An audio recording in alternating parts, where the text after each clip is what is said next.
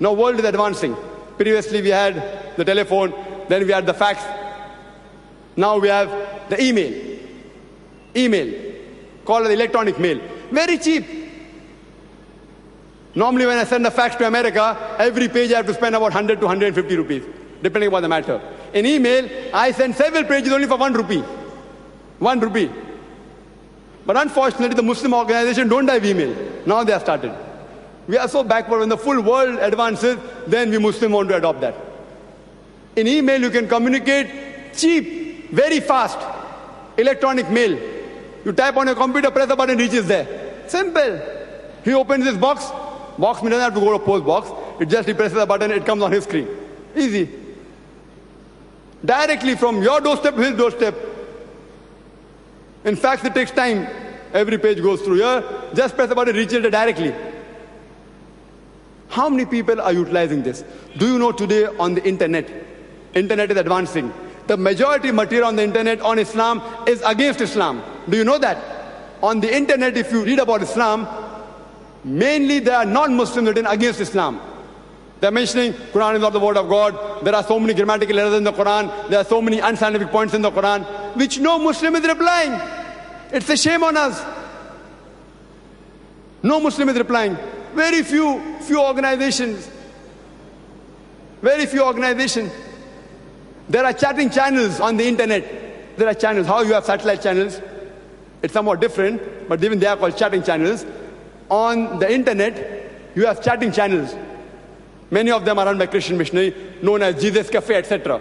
When you enter this channel, you can have a question and answer session with them. We in IRF, alhamdulillah, we sit in Bombay and do dawah on an individual basis with people in America, people in UK, people in Singapore, throughout the world, alhamdulillah, at our fingertips. We type, the question comes on his screen. He gives the answer, it comes on our screen. Are you aware that you can do dawah sitting in your home, sitting in your office, on one-to-one basis? You know, if I have to speak on telephone for 2 hours, you know how much I have to spend? If I have to speak to America 2 hours, how much will it cost me? How much? Tens of thousands of rupees. On email, just 10, 20 rupees. 30, 40 rupees. And not with one person, simultaneously I'm speaking with 20 people. It's like conferencing. I'm having a conference telephone with a person in America, one sitting in London, one sitting in Singapore, one in Malaysia, conferencing. All 5 are chatting with each other doing dawah. If I have a conference line, how much will it cost me? The world is advancing. How many people know how to use the internet? But doing dawah, presenting Islam on these chatting channels is a different technique. It's altogether different. See, having knowledge of Islam is a must for any type of dawah, whether oral, whether writing, whether video, knowledge. But the technique keeps on changing. The technique keeps on changing. And we at IRF, alhamdulillah, we train the people how to talk. And we have a unique style of doing dawah that whenever we meet a non-Muslim or non-Muslim comes to us, instead of talking 1,000 good points about Islam, even after we convince 1,000 good points about Islam, that non-Muslim will say, you're the man who marries more than one woman. You're the man who keeps the woman in the veil. Oh, you're the people who don't have alcohol, don't have pork. You're the people who have non-veg, ruthless people. You speak 1,000 good points, but the few negative points in his mind will never make him accept Islam. Never. So what we do, instead of talking 1,000 good points about Islam, what we say is, what do you think is wrong with Islam? With your limited knowledge, whether right or wrong, whatever knowledge you have about Islam from media, from newspaper, from television, from magazines, what do you feel is wrong with Islam? And we tell him, brother, you're most welcome to criticize Islam, no problem. We can take it. We can take it. You want to criticize the Quran, no problem. Just give us the reason, why do you criticize it? So they come up with their questions. And we have done a survey and we have come to know there are hardly 20 questions which the non-Muslims have against Islam, which a common non-Muslim has. The common non-Muslim is 80% non-Muslim. If they ask you a question on Islam, they will ask you 5 or 6 questions. All these 5 or 6 questions asked by common 80% of the non-Muslim will fall within these 20 questions. We have done a survey. Common 20 questions. Like, as I told you, why is the Muslim man allowed to have more than one wife? Why do you keep the woman in the veil? Why do women inherit half the share of the men? Why do you all have non-veg? Why don't you all have pork? Why don't you have alcohol? What's the meaning of jihad? Why do you all worship the Kaaba? Why aren't non-Muslims allowed in the holy city of Makkah? These are the common questions they ask. So what we do, we want each and every Muslim in the world should be able to answer these questions pit-pat with references.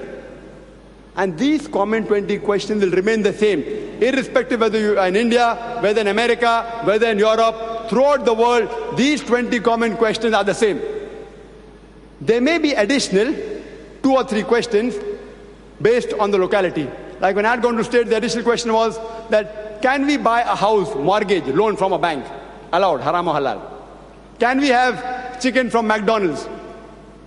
Can we have Kentucky Fried Chicken? Additional 2 questions. But the remaining 20 questions are the same. See, these 20 questions have emerged. How?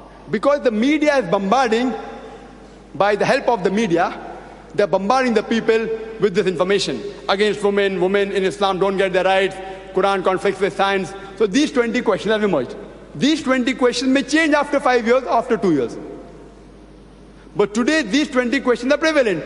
So if every Muslim knows the answer of these 20 questions, you can neutralize 80% of the non-Muslims, 80%.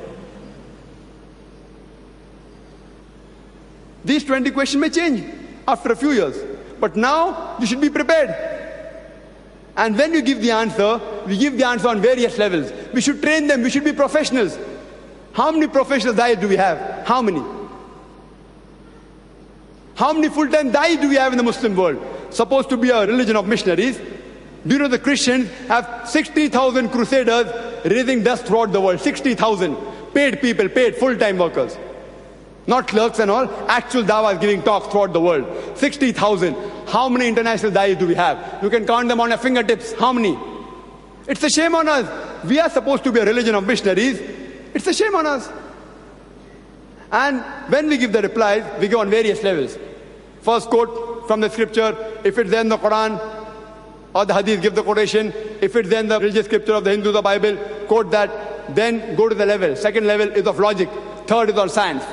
Give the answers on different levels, quoting scriptures, ask scripture and their scriptures, then quote the answer with reason and then with scientific data and statistics.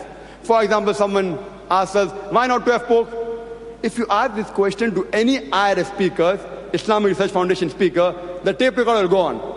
It's mentioned in the Quran in no less than 4 different places. Surah Baqarah chapter 2 verse number 173, Surah Ma'idah chapter 5 verse number 3, Surah An'am chapter 6 verse number 145, Surah Nahl chapter 16 verse number 115, then quote Arabic. حُرِّمَتْ عَلَيْكُمُ الْمَيْتُةُ وَالدَّمُ وَلَحْمُ الْخِنْزِيرِ وَمَا أُهِلَّ لِغَيْرِ اللَّهِ بِهِ. Forbidden for you for food, dead meat, blood, the flesh of swine, and any food on which any name besides Allah has been invoked. Quote from the Bible. The Bible says in Leviticus chapter number 11, verse number 7 and 8. In the book of Deuteronomy chapter number 14, verse number 8. In the book of Isaiah chapter 65, verse number 2 to 5. The Christian is shocked. It has an impact. This is called a way of communicating. When you quote from the scripture, he is shocked. Then come to the reason of science. Give a scientific answer. There are no less than 17 different diseases which a person can have when he has pork, the flesh of swine. TT. It causes more fat building material than muscle building material. Then go to logical answer. It's the filthiest animal in the world. It's the most shameless animal in the world. You should give the answer in certain levels. You may never know. One person will be impressed because the scripture says that is sufficient. The other person will say, I don't care if the Quran and the Bible says. Prove to me scientifically. Then you prove scientifically. So when you give an answer, it should be able to satisfy majority of the people. Your answer should not satisfy only a few group of people. The answer should be such, it should satisfy Muslims and non-Muslims alike.